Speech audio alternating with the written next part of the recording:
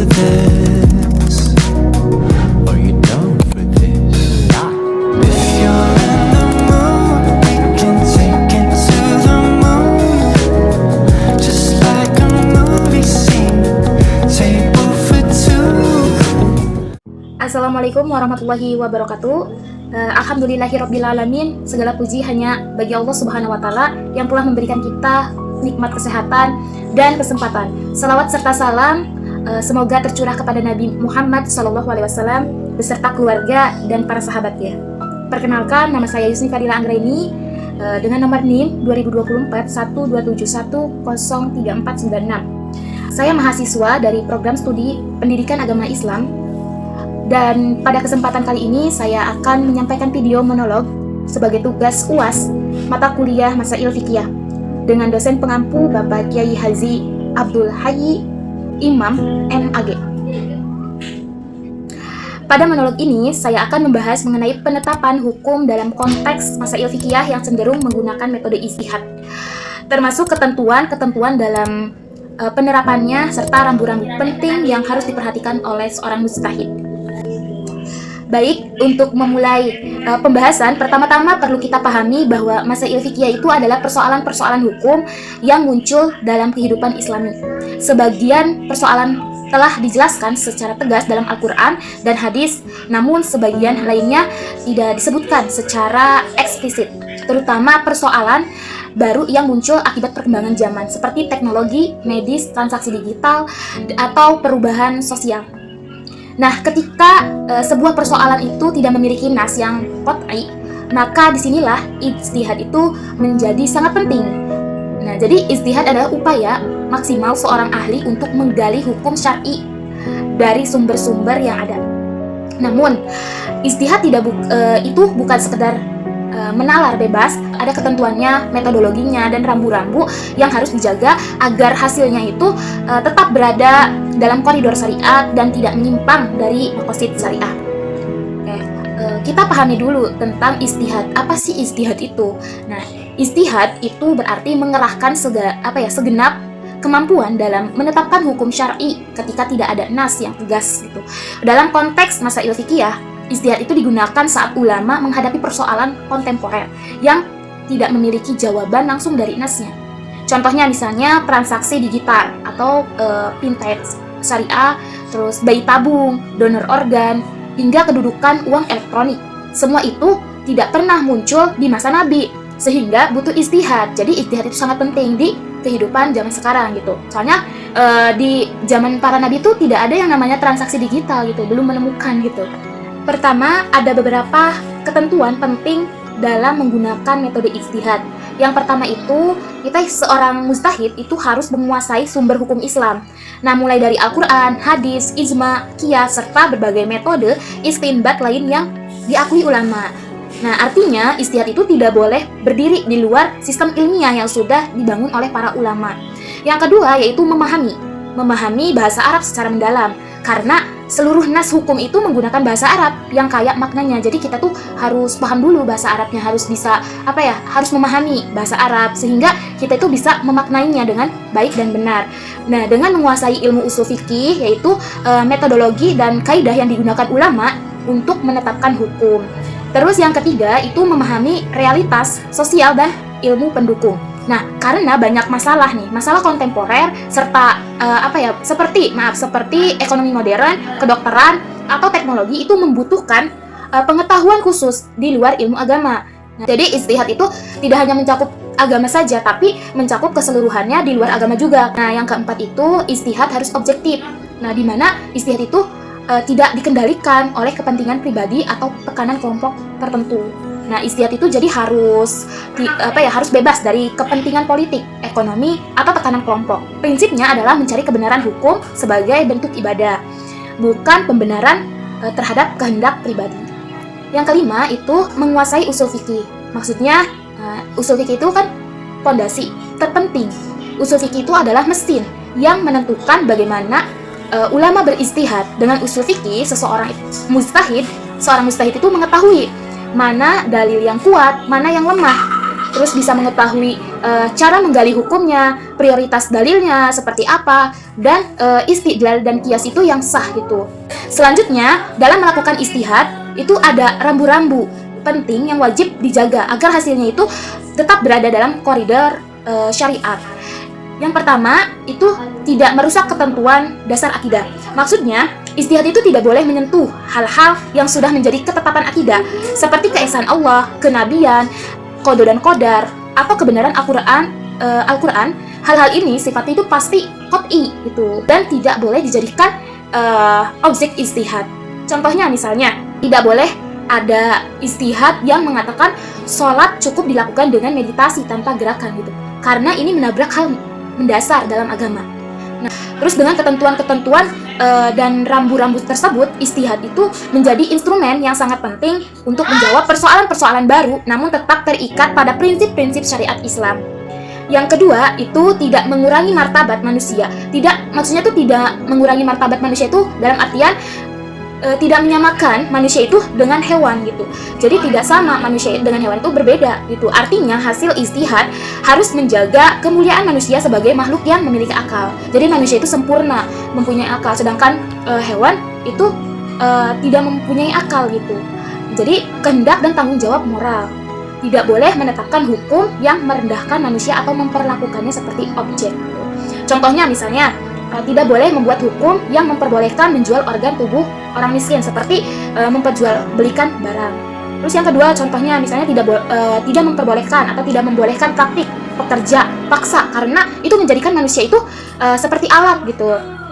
Terus yang ketiga itu dalam kasus bayi tabung, embrio harus diperlakukan dengan penuh kehati-hatian dan tidak diperlakukan seperti produk eksperimen yang bebas dibuang. Kadang ada yang misalnya tidak menyamakan manusia dengan hewan. Kadang kasus kayak sel telur itu disuntikan ke sapi gitu. Nah, itu tuh sama dengan manusia itu menyamakan dengan hewan gitu. Padahal manusia itu mulia gitu. Mulia, sempurna, manusia sempurna. Kenapa harus menitipkan sel telurnya atau itu ke hewan gitu, ke sapi contohnya. Terus yang ketiga itu tidak mendahulukan kepentingan individu atau kelompok. Keputusan harus melalui musyawarah ulama gitu. Jadi dalam ijtihad itu keputusan tidak boleh muncul dari satu orang ulama yang punya kepentingan tertentu. Keputusan hukum idealnya itu melalui istima gitu. Istima ulama agar hasilnya objektif dan mewakili kepentingan umat. Jadi ada tiga tingkatan nih, ada tiga tingkatan yang perlu kita ketahui. Nah, ada ijma'ul ulama. Nah, ada ijma'ul ulama, artinya itu keputusan seluruh ulama. Terus yang kedua itu ada istima'ul ulama, yaitu keputusan sebagian ulama dalam sebuah forum gitu. Terus ada sautul muazin dan sautul azan. Nah, contohnya dalam fikih ya, suara azan itu harus jelas, tidak boleh asal-asalan.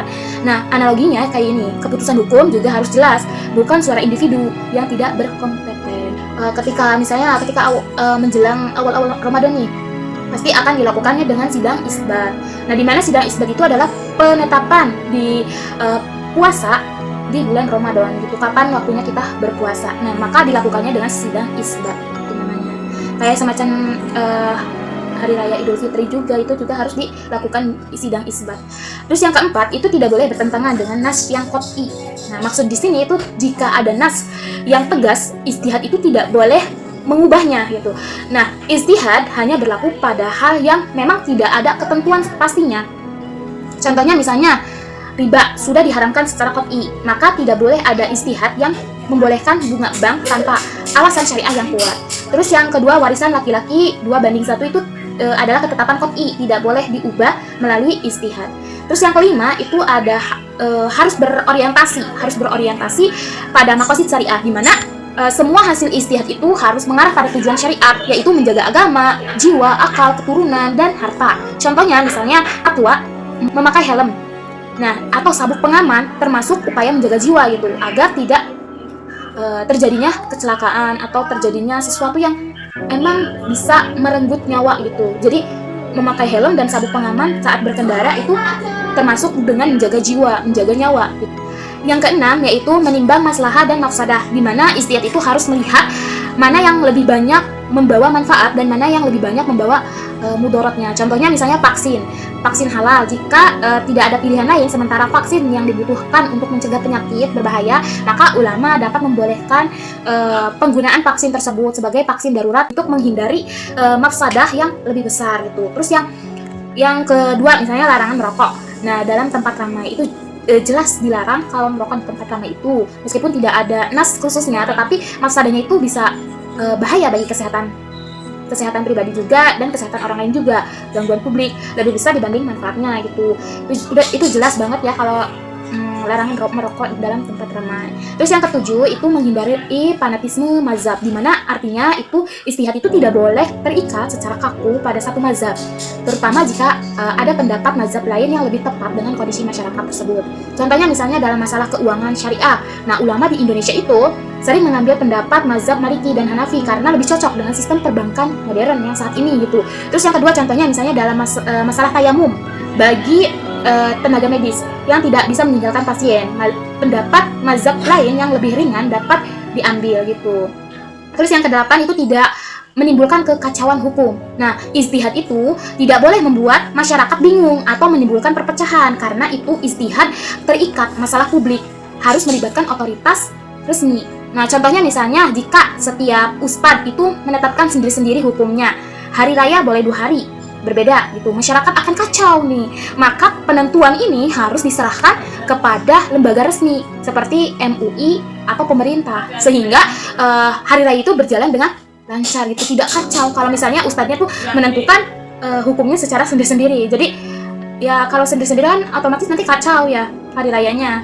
Ada yang berbeda gitu, ada di hari misalnya di hari Senin, ada yang di hari Selasa gitu. Jadi kita serahkan itu ke lembaga resmi seperti MUI dan pemerintah gitu. Terus yang kedua, jika satu ulama membolehkan fintech tertentu dan ulama lain itu mengharamkan tanpa musyawarah. Nah, masyarakat bisa bingung nih kalau misalnya ada satu ulama yang fintech itu diperbolehkan, terus ada ulama lain yang mengharamkannya fintech itu, maka masyarakat itu bingung. Nah, maka harus ada fatwa resmi yang disepakati. Jadi harus ada musyawarah dulu antar ulama gitu dan meresmikannya bersama-sama gitu disepakatinya. Nah, dengan mengikuti rambu-rambu ini, ijtihad itu tidak hanya tidak menjaga keaslian syariat, tetapi juga memastikan hukum Islam tetap relevan, adil dan bermanfaat bagi umat di zaman modern yang sekarang ini.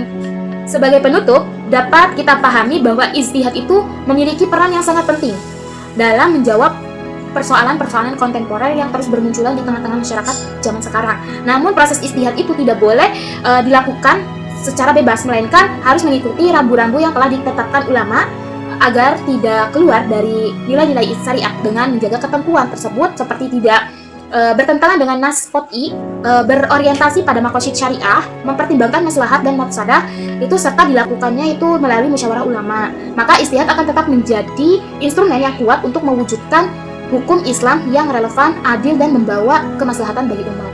Sebagai penjelasan yang saya sampaikan ini dapat memberikan gambaran yang lebih jelas tentang bagaimana ijtihad itu bekerja dalam ranah masyail fikih dan bagaimana kita memahami urgensi rambu-rambu dalam menetapkan hukum. Sekian pemaparan dari saya, kurang lebihnya saya mohon maaf. Wabillahi taufiq wal hidayah. Wassalamualaikum warahmatullahi wabarakatuh. Down for this.